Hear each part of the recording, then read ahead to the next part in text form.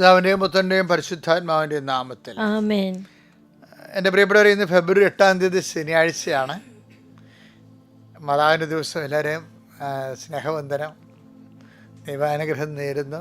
നമുക്ക് പ്രാർത്ഥിക്കാം. അമ്മേ, പരിശുദ്ധ അമ്മേ, അമ്മേ പരിശുദ്ധ അമ്മേ, ദൈവമാതാവേ, അന്ന് അങ്ങ് കൃപാസനത്തിൽ പ്രത്യക്ഷപ്പെട്ട് വരാൻ പോകുന്ന മഹാദുരന്തത്തിൽ നിന്ന് രക്ഷപ്പെടാനും എല്ലാവർക്കും വേണ്ടി പ്രാർത്ഥിക്കുവാനും ആവശ്യപ്പെട്ടിട്ട് 20 വർഷം കഴിഞ്ഞ ഈ വേളയിൽ കൃപാസനത്തിലൂടെ ഞങ്ങൾക്കും ഈ ദേശത്തിന് അങ്ങ് മാധ്യസ്ഥം തേടി തന്ന എല്ലാ അനുഗ്രഹങ്ങൾക്കും കൃപകൾക്കും ഞങ്ങളിപ്പോൾ ഹൃദയം നിറഞ്ഞ നന്ദി പറയുന്നു. അമ്മയെ പരിശുദ്ധ അമ്മേ, ജപമാല മാതാവേ, സകല കൃപാസന പ്രാർത്ഥനകളോട് ചേർത്ത് ഞങ്ങളിപ്പോൾ പ്രാർത്ഥിക്കുന്ന ഈ കുടുംബത്തിന്റെ പ്രത്യേക നിയോഗം. പരമക്കളെ,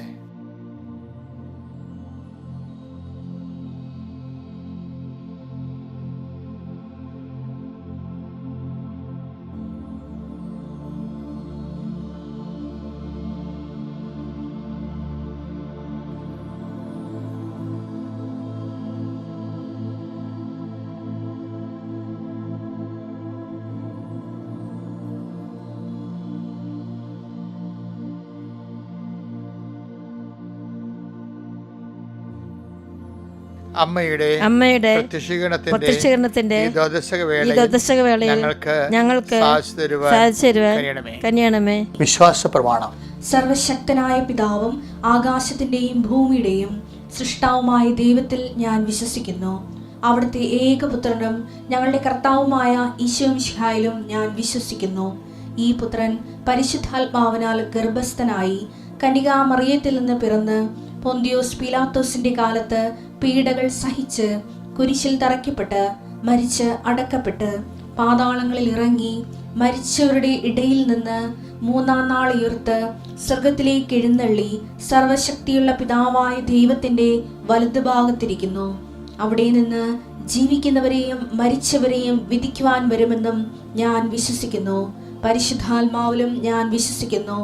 വിശുദ്ധ കത്തോലിക്കാ സഭയിലും പുണ്യവാന്മാരുടെ ഐക്യത്തിലും പാപങ്ങളുടെ മോചനത്തിലും ശരീരത്തിന്റെ ഉയർപ്പിലും നിത്യമായ ജീവിതത്തിലും ഞാൻ വിശ്വസിക്കുന്നു. ആമേൻ. സ്വർഗ്ഗസ്ഥനായ ഞങ്ങളുടെ പിതാവേ, അങ്ങയുടെ നാമം പൂജിതമാകണമേ. അങ്ങയുടെ രാജ്യം വരണമേ. അങ്ങയുടെ തിരുമനസ് സ്വർഗത്തിലെ പോലെ ഭൂമിയിലും ആകണമേ. അന്നു വേണ്ടുന്ന ആഹാരം ഇന്ന് ഞങ്ങൾക്ക് തരണമേ. ഞങ്ങളോട് തെറ്റ് ചെയ്യുന്നവരോട് ഞങ്ങൾ ക്ഷമിക്കുന്നത് പോലെ ഞങ്ങളുടെ തെറ്റുകൾ ഞങ്ങളോടും ക്ഷമിക്കണമേ. ഞങ്ങളെ പ്രലോഭനത്തിൽ ഉൾപ്പെടുത്തരുതേ, തിന്മയിൽ ഞങ്ങൾ രക്ഷിക്കണമേ. ആമേൻ. നന്മ നിറഞ്ഞ മറിയമേ, സ്വസ്തി. കർത്താവ് അങ്ങയുടെ കൂടെ സ്ത്രീകളിൽ അങ്ങ് അനുഗ്രഹിക്കപ്പെട്ടവളാകുന്നു. അങ്ങയുടെ ഉദരത്തിൻ ഫലമായി ഈശോ അനുഗ്രഹിക്കപ്പെട്ടവനാകുന്നു. പരിശുദ്ധ മറിയമേ, തമ്പുരാന്റെ അമ്മേ, പാപികളായ ഞങ്ങൾക്ക് വേണ്ടി ഇപ്പോഴും ഞങ്ങളുടെ മരണസമയത്തും തമ്പുരാനോട് അപേക്ഷിക്കണമേ. ആമേൻ. അനുഗ്രഹ പ്രാർത്ഥന. കർത്താവിന്റെ ഉന്നതമായ നാമത്തിന് സ്വസ്ഥം ചെയ്യുന്നു. കർത്താവിന്റെ വിശുദ്ധ പൗരോഹിത്യത്തെ മഹത്വപ്പെടുത്തണമേ.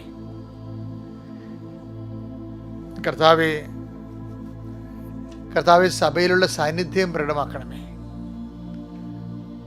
39 വർഷം ഞാൻ അർപ്പിച്ച കുർബാനയുടെ യോഗ്യതയാൽ കൃപാസന അൾത്താരെ ജീവനോടെ പ്രത്യക്ഷപ്പെട്ട പരിശുദ്ധ അമ്മയുടെ മാധ്യസ്ഥത്തിലെ അൾത്താറയിൽ നടന്ന 10,000-കണക്കിന് ആരാധന ശക്തിയാൽ പിതാവിൻ്റെയും പുത്രൻ്റെയും പരിശുദ്ധാത്മ നാമത്തിൽ ഞാൻ പ്രഭാതത്തിൽ മക്കളെ ആശീർവദിക്കുന്നു. കർത്താവ് കൃപാസനത്തിൻ്റെ ഉടമ്പടി എടുത്തവർ തലങ്ങും വിലങ്ങും ലോകം മുഴുവനും എല്ലാ ജില്ലകളിലും എല്ലാ രാജ്യങ്ങളിലും കർത്താവ് സുവിശേഷ വേല ചെയ്യുന്നുണ്ട്.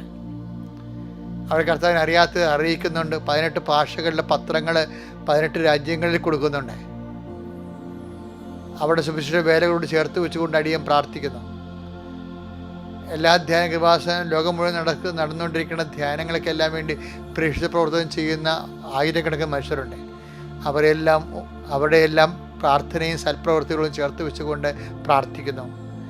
കർത്താവെ, അതുപോലെ തന്നെ കർത്താവെ, അനേകം മക്കൾ രോഗികളുടെ ആശുപത്രികളിൽ പോയി താമസിച്ചുകൊണ്ട് രോഗികളെ ബൈസ്റ്റാൻഡായിട്ട് സൂക്ഷിക്കുന്നുണ്ട്. ഉടമ്പടി എടുത്തവരെ തങ്ങൾക്ക് സ്വന്തവും ബന്ധവും ഇല്ലാത്ത ആൾക്കാർ ഓൾഡ് ഏജ് ഹോമുകളിൽ പോയി അവിടെ തുണിയിലാക്കി കൊടുക്കുകയും അവരെ കുളിപ്പിക്കുകയും ചെയ്യുന്നുണ്ട്. അങ്ങനെ വലിയ കനത്ത സുവിശേഷ വേല നടന്നുകൊണ്ടിരിക്കുന്ന അവരുടെ എല്ലാ സുവിശേഷ വേലകളും ചേർത്തുകൊണ്ട് ഞാൻ അങ്ങയുടെ മക്കൾക്ക് വേണ്ടി പ്രാർത്ഥിക്കുന്നു. ആരെല്ലാം ഈ ലോകത്ത് ഈ പ്രാർത്ഥന കേൾക്കുന്നുവോ, ആരെല്ലാം ഹൃദയവേദന അനുഭവിക്കുന്നുവോ, നിങ്ങൾ ഈ ജന്മത്തിൽ രക്ഷപ്പെടാൻ ഒരു മാർഗ്ഗമില്ലെന്ന് ആരെങ്കിലും നിങ്ങൾ പറഞ്ഞിട്ടുണ്ടെങ്കിൽ ദൈവ പൈതലെ ഓർക്കുക, ഈ നിമിഷം മാതാവിൻ്റെ മധ്യസ്ഥത്തിൽ കർത്താവ് നിന്നെ വീണ്ടെടുക്കാൻ പോകുന്നു. നിൻ്റെ തിരുമുറുവാർന്ന് വലത് കർത്താവ് മക്കളെ ആശീർവദിക്കാൻ പ്രാർത്ഥിക്കുന്നു. അവിടെ ജീവിത മണ്ഡലങ്ങളിൽ ആരും ഞങ്ങൾക്കില്ല, തങ്ങൾക്കില്ല എന്ന് ചിന്തിക്കുന്നവരെ, ആരും ഞങ്ങൾക്കില്ല, വലിയ കൊടിയ ഭാരവും കൊടിയ വഴക്കുമായിട്ട് ഈ വീട് നരകമാണ് ചിന്തിക്കുന്നവരുടെ മേലെ കർത്താവിൻ്റെ വിശുദ്ധമായ രക്തം തളിക്കട്ടെ എന്ന് പ്രാർത്ഥിക്കുന്നു. എൻ്റെ കർത്താവിൻ്റെ വിശുദ്ധമായ രക്തം തളിച്ചുകൊണ്ട് നിൻ്റെ കഴിവിനേക്കാളുപരി സമാധാനം, നീ ഏത് ഭവനത്തിൽ പ്രവേശിച്ചാലും ആ ഭവനത്തിന് സമാധാനം ആശംസിക്കാൻ പറഞ്ഞ കർത്താവിൻ്റെ ആശ്വാസത്തിനും ആഹ്വാനത്തിനും അധികാരത്തിൻ്റെ അടിസ്ഥാനത്തിൽ ഞാൻ അങ്ങയുടെ മക്കൾക്ക് സമാധാനം ആശംസിക്കുന്നു. ദൈവത്തിൻ്റെ കട നിന്നെ ആവശ്യിക്കട്ടെ. നിൻ്റെ മക്കളെ ഞാൻ ആശീർവദിക്കുന്നു. നിൻ്റെ ഗർഭിണികളായ അമ്മമാരെ ആശീർവദിക്കുന്നു. കിടക്കുന്ന രോഗികളെ ആശീർവദിക്കുന്നു. ഇന്ന് സാമ്പത്തിക സ്ഥാപനങ്ങൾക്ക് വേണ്ടിയും കുടുംബത്തിൻ്റെ മേൽഗതിക്ക് വേണ്ടി തൊഴിൽപരമായ കാര്യങ്ങൾക്ക് വേണ്ടി തൊഴിൽ മേഖലകളിലേക്ക് രംഗങ്ങളിലേക്ക് പോകുന്നവരെ ആശീർവദിക്കുന്നു. കടകമ്പോളങ്ങളിലും അതുപോലെ തന്നെ വ്യാപാരങ്ങൾ നടത്തുന്നവർ അവരുടെ ഉദ്യമങ്ങൾക്ക് വേണ്ടി പോകുന്നവരെ ആശീർവദിക്കുന്നു. അതുപോലെ നിങ്ങൾ ചെയ്യുന്ന ഓരോ ജോലികൾക്കും ഒരു മേൽഗതി കാണുന്നില്ല. കാർഷിക മേഖലയിൽ, മത്സ്യത്തൊഴിലാളി മേഖലയിലൊക്കെ വല്ലാത്ത മുതൽ മുടക്കിയിട്ട് അതിൽ നിന്ന് പണം കിട്ടാതെ വരുമ്പോൾ ഉണ്ടാകുന്ന പടലപ്പിണക്കങ്ങളും ആശ്വാസങ്ങളും കടക്കാടും ഞെരുക്കങ്ങളും അനുഭവിക്കുന്ന ഹൃദയങ്ങളെ കർത്താവിനെ നമുക്ക് ആസ്വദിക്കുന്നു. എൻ്റെ കർത്താവ്, ഈ ആശീർവാദം കേൾക്കുന്നവരും ആശീർവാദം കിട്ടുന്നവരും അനുഭവിക്കുന്നവരും അവരുടെ ജീവിതത്തിൽ ഇന്ന് അത് ഹൃദയത്തിന് അവർക്ക് ബോധ്യപ്പെടാൻ വേണ്ടി ദൈവത്തിൻ്റെ കരുണ ആവശ്യം. പരിശുദ്ധ ദേവമാതാവ്, എല്ലാ വിശുദ്ധന്മാരും മാലാഖമാരും രക്തസാക്ഷികളും എൻ്റെ കർത്താവിന് ഉന്നതമായ നാമത്തിൽ നിങ്ങൾക്ക് വേണ്ടി മധ്യസ്ഥം വഹിക്കട്ടെ. Lord, in peace, spirit of power and grace. Okay മക്കളെ, നമ്മളിന്ന് വായിക്കാൻ പോകുന്ന സുവിശേഷം, ഇന്നത്തെ സന്ദേശം നടപടി പുസ്തകം 14:9. പൗലോസ് പ്രസംഗിക്കുന്നത് അവൻ കേട്ടു. പൗലോസ് അവനെ സൂക്ഷിച്ചു നോക്കി. സൗഖ്യം പ്രാപിക്കാൻ തക്ക വിശ്വാസം അവനുണ്ടെന്ന് കണ്ട് പൗലോസ് ഉച്ചത്തിൽ പറഞ്ഞു, എഴുന്നേറ്റ് കാലുറപ്പിച്ച് നിൽക്കുക. അവൻ ചാടി എഴുന്നേറ്റു. അതൊക്കെ ഇതിൻ്റെ പ്രോസസ്സിങ് പ്രക്രിയ എന്താണെന്നറിയാമോ? അതായത് പൗലോസ് അവരോട് പ്രസംഗിച്ചുകൊണ്ടിരിക്കുന്ന സമയത്ത് പൗലോസിൻ്റെ ആന്തരിക ബോധ്യമുണ്ട്. പൗലോസ് തന്നെ നേരത്തെ പറഞ്ഞിട്ടുണ്ട്, എൻ്റെ പ്രസംഗം അത്രയും മെച്ചമൊന്നുമല്ല, എനിക്ക് വാക്ചാതുര്യമൊന്നും ഇല്ല എന്ന് പറഞ്ഞിട്ടുണ്ട്. തന്നെയല്ല, പുള്ളിയുടെ പ്രസംഗം അരോചകമായിട്ട് ഇവിടുത്തെ താഴെ ഉരുണ്ടുപടച്ച് ഉറക്കത്തും താഴെ വീണിട്ടുണ്ട്. പക്ഷേ ഇവിടെ സിറ്റുവേഷൻ വ്യത്യാസമുണ്ട്. എന്താ പ്രശ്നം വെച്ച് കഴിഞ്ഞാൽ, ഒരു വ്യക്തി, ഒരു മകൻ ഈ പ്രസംഗം ഇങ്ങനെ ശ്രദ്ധിച്ചുകൊണ്ടിരിക്കുകയാണ്. അവൻ അതിൻ്റെ പ്രസംഗത്തെ ശ്രദ്ധിക്കുന്നതായിട്ട് ഒരു ആന്തരികമായ ഒരു അനുഭവം പൗലോസിന് തോന്നി. പൗലോസ് എന്താ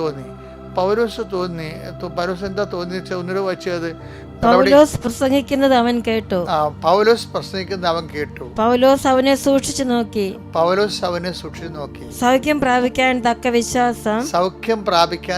വിശ്വാസം അവനുണ്ടെന്ന് കണ്ട് പൗലോസ് ഉച്ചത്തിൽ പറഞ്ഞു, എഴുന്നേറ്റ് കാലുറപ്പിച്ച് നിൽക്കുക.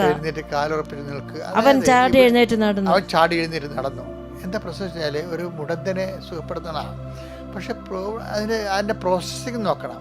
അതായത് ആന്തരിക, ഇപ്പം പൗലോസിൻ്റെ പ്രസംഗം അരോചകമാണെന്ന് അദ്ദേഹം തന്നെ പറയുന്നുണ്ട്. ചിലപ്പോൾ നീണ്ടുപോകുമ്പോൾ ചിലപ്പോൾ ആൾക്കാർ ഉറക്കം തൂങ്ങുന്നുണ്ടെങ്കിൽ, പക്ഷേ ഈ പറയുന്ന സംഭവമില്ലേ, ഭയങ്കര ബോധ്യത്തിലാണ് ഇത് പറയണത്.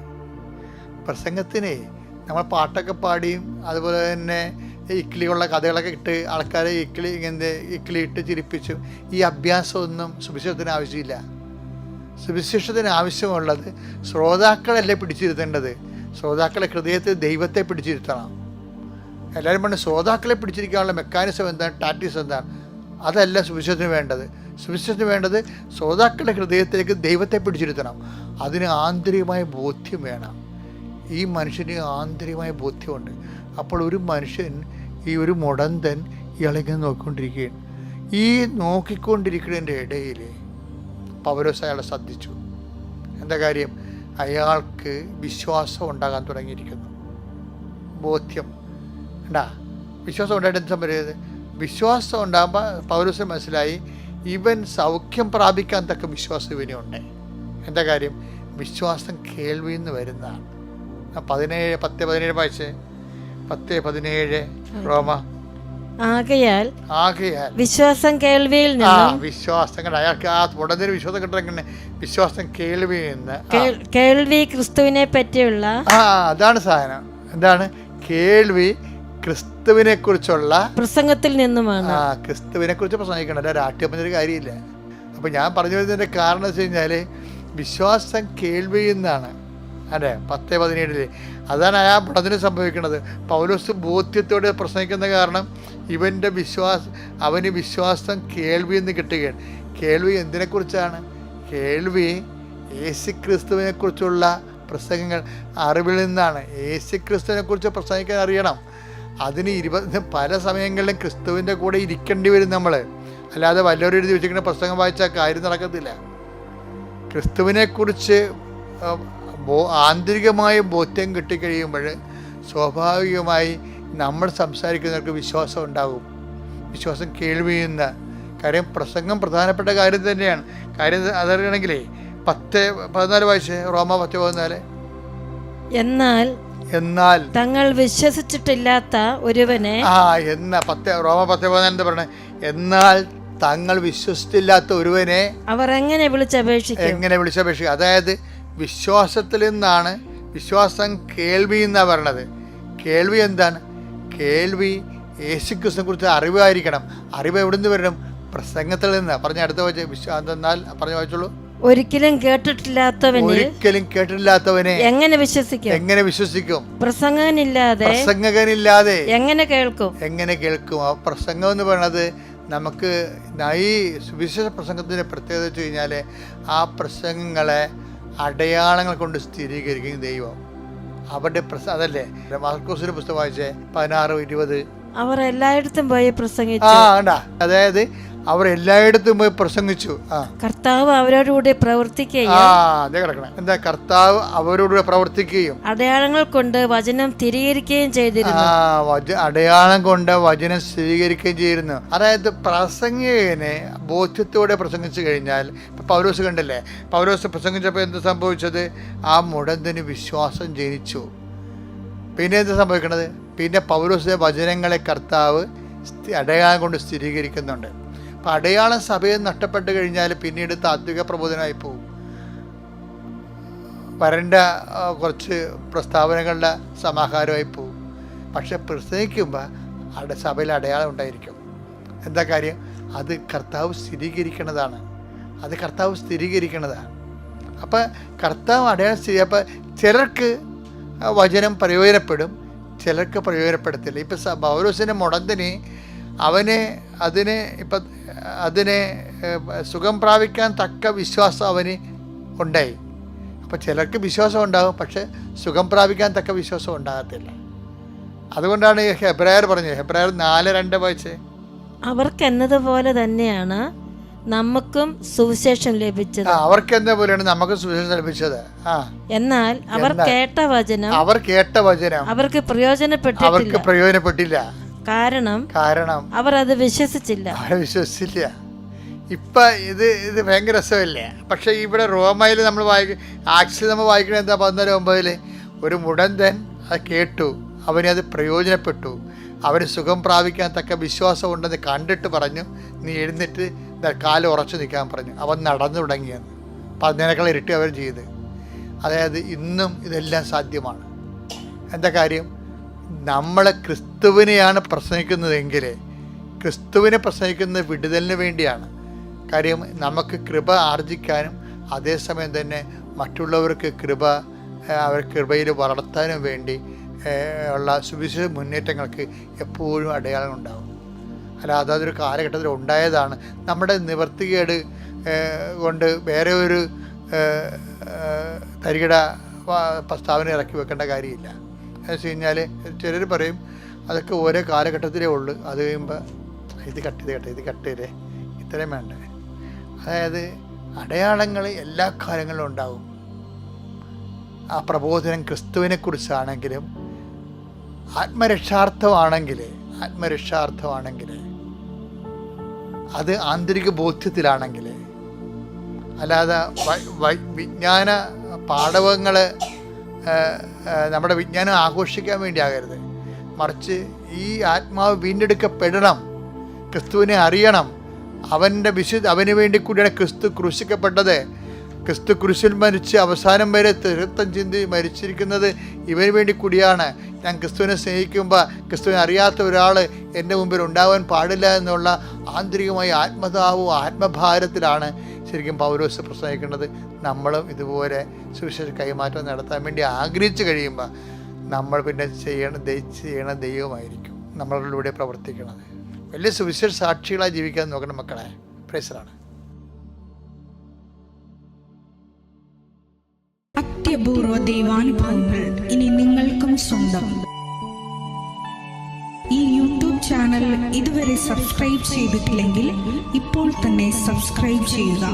ഈ വീഡിയോ ഇപ്പോൾ തന്നെ നിങ്ങളുടെ സുഹൃത്തുക്കൾക്ക് ഷെയർ ചെയ്തുകൊണ്ട് കർത്താവിൻ്റെ പ്രേക്ഷിതരാകുക.